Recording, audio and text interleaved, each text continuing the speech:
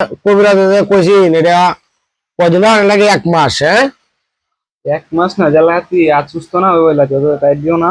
বুঝছি বেটা, তুই তো বেটা আম গাছে উঠতেছস, কত বড় বেড়া হয়েছস গিয়া। তুই শুরু আম গাছের মাঝে উঠতেছস গিয়া। তুই যে ডালটা মাঝে উঠছিলি এই ডালটা কিন্তু গুড়িটার মাঝে এই আমের ডালটা নষ্ট আছিল।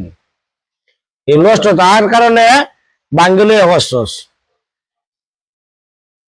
আর আমি যদি আম গাছটা তুলতাম ভাঙ্গিলে লাভ দিয়ে আমি দূরাত গেলাম গা। তুই যদি বুদ্ধি হরিয়া লাভ মারতে তাতে কিন্তু এই ঘটনা তোর ঘটলো না, বুঝছস। ডাল তো ভাঙ্গের আর নিচে হয়ে গেছে, এখন তো আমার কিছু করার আছে না। ডাল ভাঙ্গে হয়েছে তো এটা কই পাইছস না, বুঝতেছস না বিষয়টা, ঠিক আছে। কিন্তু এই আপনার তো ডাক্তারি চিকিৎসা করলে প্রায় 70 থেকে 80 হাজার 1 লক্ষ টাকার মতো লাগলো। কিন্তু এই যে কবিরাজি চিকিৎসাটা করে তো অল্প টাকা দিয়েই ভালো হয়ে যেতেছে, ঠিক আছে। কবিরাজ চিকিৎসা করলে এইভাবে চিকিৎসা করলে তাড়াতাড়ি একটু সুস্থ। আর কবিরাজ ডাক্তারের চিকিৎসা আমাদের প্লাস্টার করে দিলে হাতের মধ্যে 1-2 মাস 3 মাস সময় লাগবে, তারপরে হাত গা হয়ে যায়, ঠিক হয় না তাড়াতাড়ি। আমি এই চিকিৎসাটা দেখছি যে প্রমাণ পাইছি, আরো কয়েকজনে ভালো হয়েছে তাড়াতাড়ি। না চিকিৎসাটা ভালো তো কবিরাজের বাড়ি ঢাবেছি, আমি আরো কয়েকবার গেছি লইয়া। যে মানুষের কিন্তু একটা কথাই আছে যে যত সৃষ্টি আল্লাহ তাআলা যত কিছু সৃষ্টি করছে সবকিছু কিন্তু মানুষের প্রয়োজনে সৃষ্টি করছে।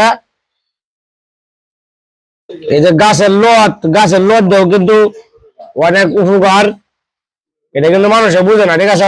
এদিকে দেওয়া লাগবে না।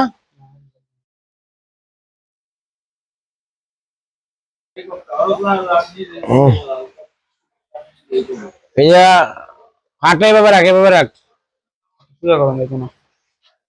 তো টাইট হয়ে গেছে, ঠিক না। লোডটা দেখছো আল্লাহ তাআলা কি সৃষ্টি দিয়া। এই লোডটার কারণে